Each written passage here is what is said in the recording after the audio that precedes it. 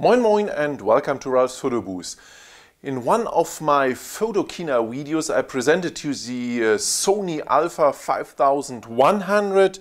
Yes, and now the camera is here in the photo booth, the Sony Alpha 5100. I want to show you the most important functions of the 5100 and make a little bit comparison to the Alpha 6000, which I presented a few months ago. The reason why I compare these two cameras is because you may know that I fly copters, and lots of copter pilots are asking which camera is better for copter flying, which one should I put under my copter, because the Sony system is very good for flying under your copter because you have the Hdmi live output. The cameras are light, have a good picture quality, and so I make a little bit comparison between the cameras and give you an idea which camera is better for flying under the copter, and for sure which one is better for photography. Coming to the main features of the 5100, the 5100 has a turnable screen, and the screen goes up to the selfie function. So you have the screen which you can turn up and can see yourself while you're taking pictures or you make videos.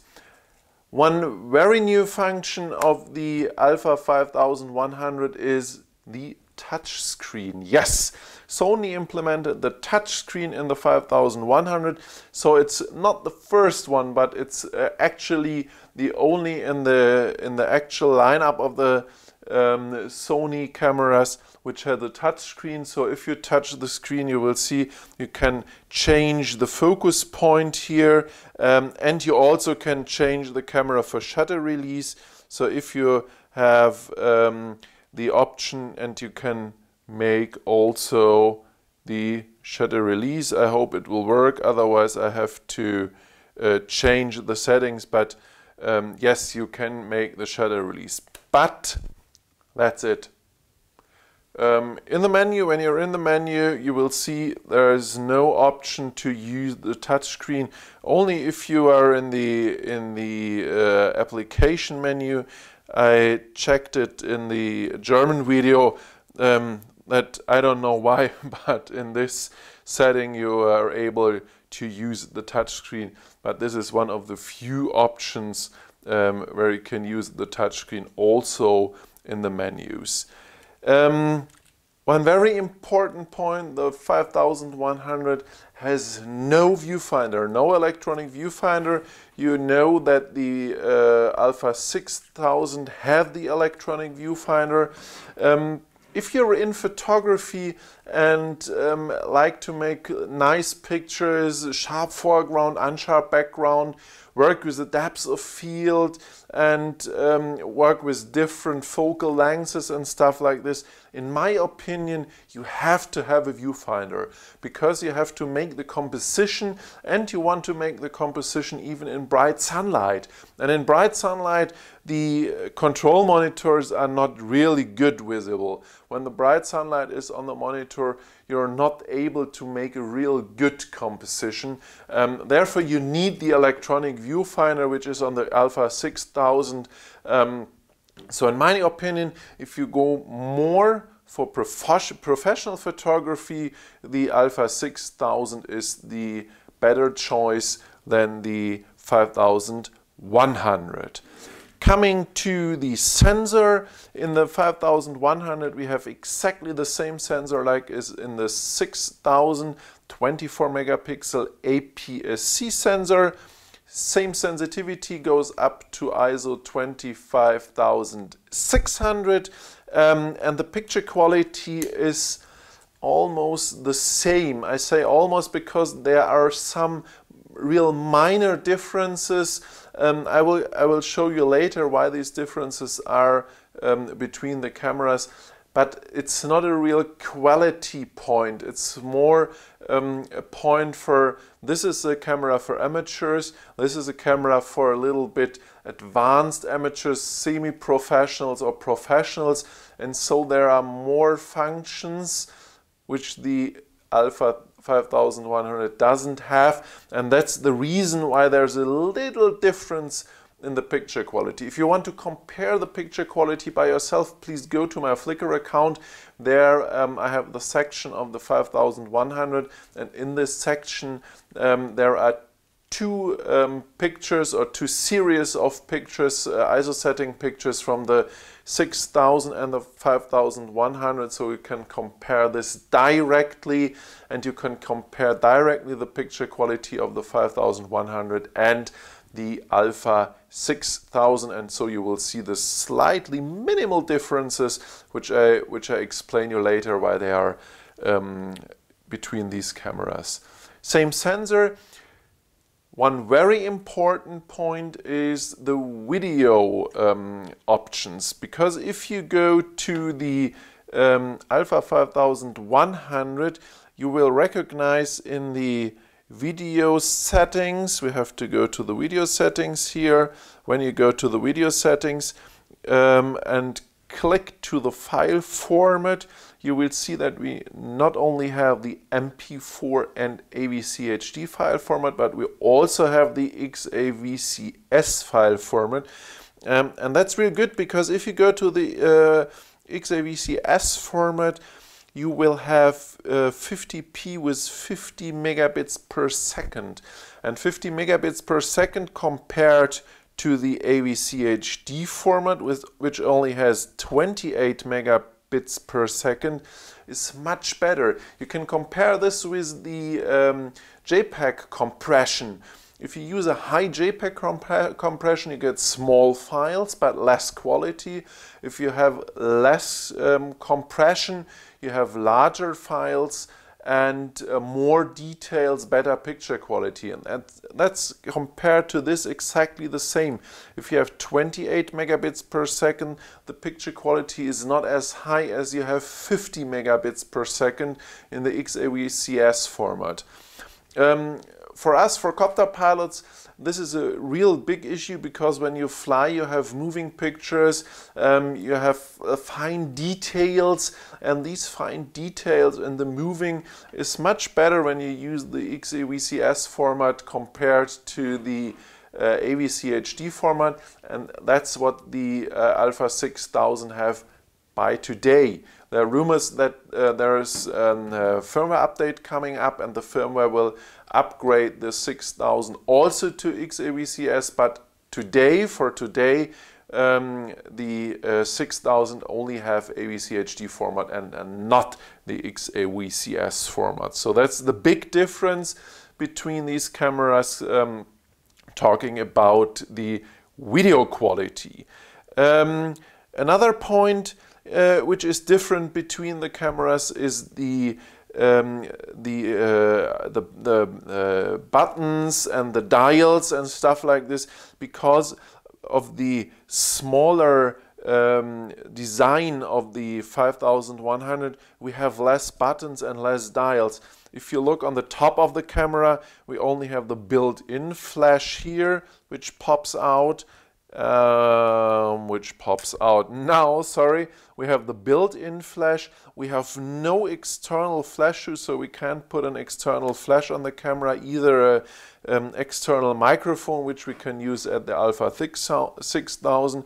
We don't have the program dial and the extra dial, which the Alpha 6000 have. We can compare this side by side, so you can see the difference. Here we have the program dial with the Alpha 6000 and the extra dial here. We have the C1 button, and all this is not available at the 5100. When we go to the back side of the camera, there are differences a little bit minor.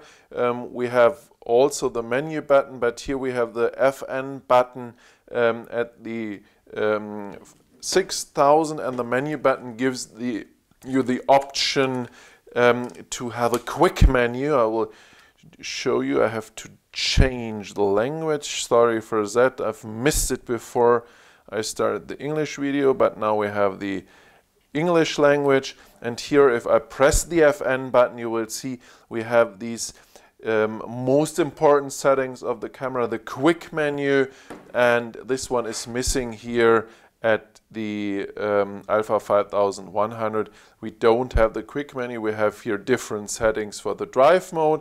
We have the change between the display settings. We have the ISO setting, and we have the option here for the exposure compensation, but there is no extra button for the quick menu. So this is one option you only have at the Alpha 6000.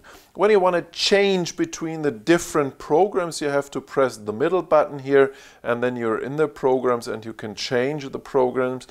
You have exactly the same programs here except for one option, and that's the custom option called here MR for memory recall, where you can make up individual settings. This is one point you don't have here at the 5100, but you still have the scene programs, you have the panorama function, you have the movie function where you can make the individual settings with manual and aperture or shutter priority. So you have the same options, but it's a little bit more complicated to get in these options at the 5100.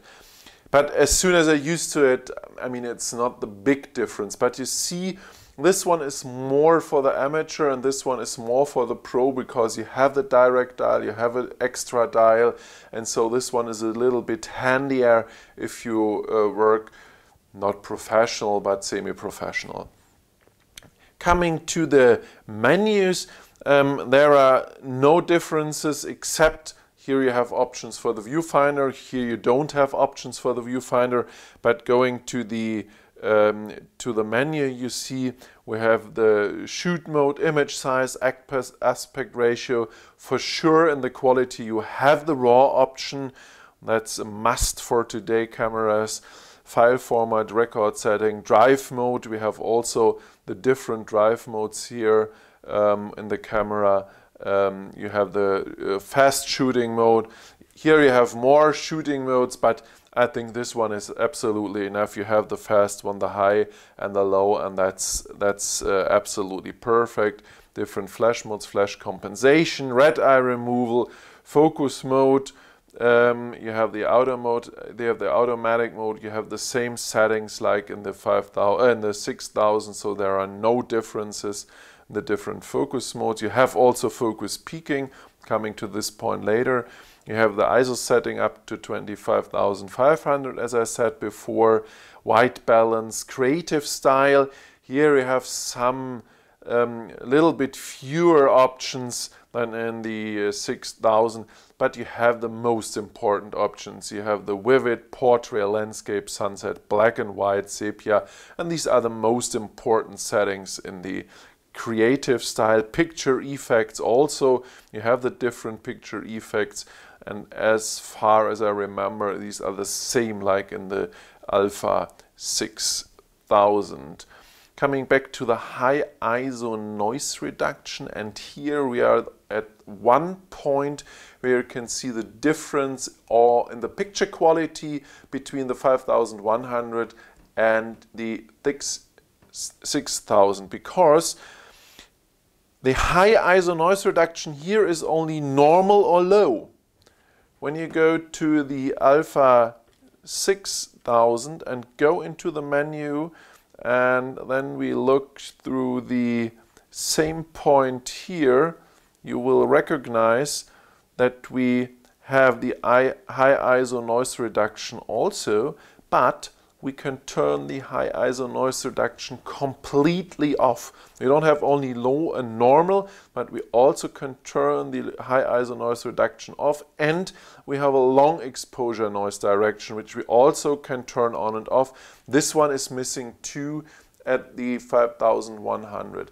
And this is the reason why we have a little differences in between the picture, but only in the high ISO settings. In the low ISO settings there are no difference, but if we go to the high ISO settings like 3200, 6400, we have the differences, because at the 6000 we can turn off the noise reduction completely, so we get a little bit more details, a little bit more detailed pictures, but more noise.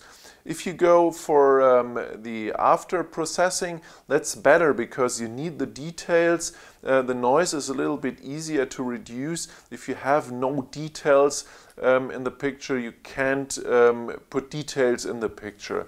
And the 5100 has less details, but the image is a little bit more smooth in the high ISO setting. So that's the difference between the 5100 and the 6000. But if you work in RAW, doesn't matter. Both cameras in RAW make the same picture, or I think almost the same picture. So if you work in RAW, both cameras 24 megapixel, perfect picture quality in this class, and so there's no difference. But in JPEG, really there's a small difference if you go to the higher ISO settings of the 5100. Coming back to the menu here at the 5100, as I said before, high ISO noise reduction, normal or low, and we have no noise reduction for the long exposure. Soft skin effects, steady shot, and so on and so on. These points are, as I said, some points are different or less, but the most important points are here. We have the focus peaking if you work in manual focusing. We can set the different displays of the display button, peaking color we have. So you see all the points are here which you need to set up the camera. We have the Wi-Fi option, send to smartphone, computer, or view on TV set. And for sure we have the application list, and in the application list we have the smart remote embedded. I'm not quite sure if this is the good one, because there are two different smart remotes or two different remote controls which are in the App Store of Sony.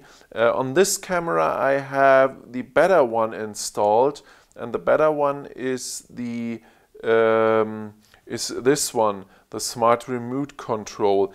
I think this one, it's absolutely free, so you can download it for free, but this one gives you more options to control the camera via your smartphone than the smart remote embedded. So you should kick off the embedded one and use the smart remote control from the App Store. So that's one thing I learned after using the smart remote, and I was angry because there are only few functions, and then one guy from Sony said please use the other one. I don't know why they don't put the better one directly on the camera, but you may look, if you have a Sony camera with application option, you may look in the store to get the better one. Then we have the replay mode, yeah, and that's it. One thing, if you fly the camera on your copter and you don't use the light bridge which transmitted the HDMI signal directly to the ground station, if you use HDMI to analog adapter, be sure that your analog adapter is able to transmit or to get 1080p signal. Usually they only get a 1080i signal. So if you are going to the HDMI setting, here is the HDMI resolution. Please don't use the auto, use the 1080i option, because it may happen that you connect the camera to your HDMI converter and you don't get a picture or blue picture or a striped picture or anything else.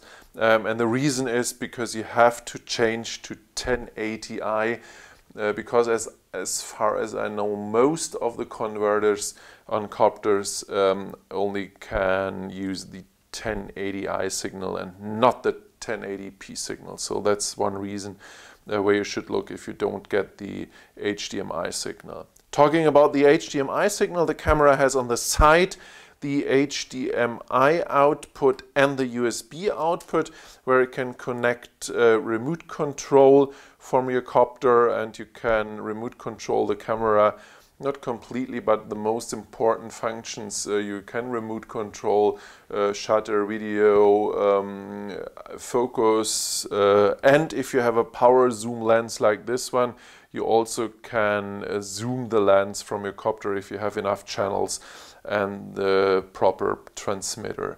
HDMI output, live HDMI output as always by Sony. That's one important thing, and that's one thing which makes the Sony camera so good for your copter, because the other, like Panasonic, only the high class GH4 has the live HDMI output, the live HDMI output. The lower, like the GX7 and G6, don't have the HDMI live output. Here also, not unusual, but a new place for the SD card, which comes here. Be sure, if you want to record in XAVCS, that you use a real fast SD card. You have to use one with 90 megabits per second. I have one with 94 megabits per second, a Sony card, and this is important if you want to go for the highest video resolution. If you put the camera on the copter, on the gimbal, the motor can be here, and if not possible, because you need here at this side, you need some place to put the cables in and to get the SD card out, you can put the gimbal motor also on this side of the camera, but be sure that you let a place where you can open up the battery compartment, so you don't have to remove the camera if you want to change, or if you have to change the battery. So these are the two options. If you have the motor here on this side of the gimbal motor on this side of the camera, be sure to let this place free at the ground plate, and if you have the motor here, cut the plate here at this side so you can open up the battery compartment when the camera is installed on the gimbal of the camera. So these are the main differences between the 5100 and the 6000. If you're a photographer and not so in video, but want to make once in a while a video, my suggestion, take the Alpha 6000, because it's a little bit bigger, it's a little bit better in your hand. You have the important electronic viewfinder, you have the dials on top of the camera, so you can change the settings very fast. You have a good monitor. Okay, you don't have a touch screen, but doesn't matter, because you have more buttons, so you can change the autofocus field and the autofocus also very fast or in an acceptable time. You have the external flash shoe, which for photographers is important, where you can also put an external microphone or external light on it. So it's a little bit more the photographer's camera, the professional camera, while this one is not a point and shoot, but it's a nice camera for always to take in your pocket. It's small, it's lightweight. Doesn't have the viewfinder. You don't need the viewfinder on your copter. When you work on the copter, the camera is fixed and you don't need the viewfinder. We have this turnable screen with a touch screen. You have the better video quality. Till now, as I said, there are rumors that the 6000 get a firmware update also, but you have the better video quality, and the camera is light. I can show you, I have the scale here, and I can compare both cameras, and then you will see it's not a big deal, but when you fly copters and you have a limitation in weight, then it's important. 333 grams is the Alpha 6000 battery, SD card, no lens. And coming to the 5100, we have 266 gram. So that's a difference of 60, a little bit over 60 gram, almost 70 gram between those cameras. And if you fly copters and you have a limitation in weight, like in Germany 5 kilograms, then it's very good to save the weight here and put a better lens on it. I love the 1018. That's my favorite lens on the copter because you have a real nice wide angle with this lens. And if you look, this lens is about 220 gram, 225 grams, and the smaller lens is 170, 120 gram. So the smaller and lighter body gives you the opportunity to put a bigger lens on your camera if your gimbal is good enough, and get more and better picture quality with this lens than with the normal lens which comes with the camera, the kit lens. And so I think this is a good reason to use the 5100 on a copter and use the 6000 for photography, for normal photography. And that's my suggestion, and I do it the same way. I use the 6000 for pictures and when I go for photography, and the 5100 is installed under my copter, fixed under the copter, so I don't have I have no hassle to install the gimbal, replace or something like that. So that's my opinion, or how I work. Okay. So these were the two cameras from Sony, the Alpha 5100, the smaller, lighter one, and the Alpha 6000, little bigger, little heavier, electronic viewfinder, and both have real good picture quality. You can look, as I said before, on my Flickr account. There you will see the pictures, the test pictures in different ISO settings, so you can compare it by yourself.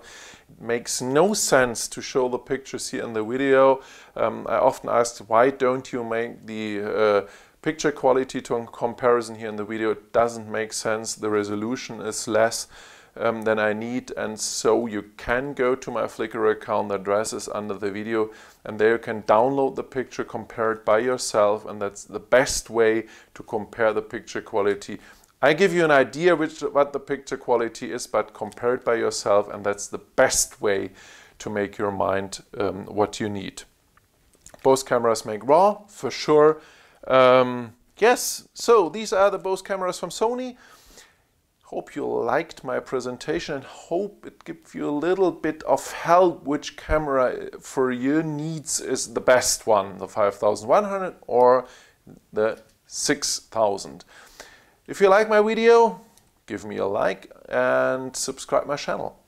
And that's it for today. Thanks for watching me. Have some fun while you take some nice pictures or while you're flying with your copters. And as always, I say bye and moin moin.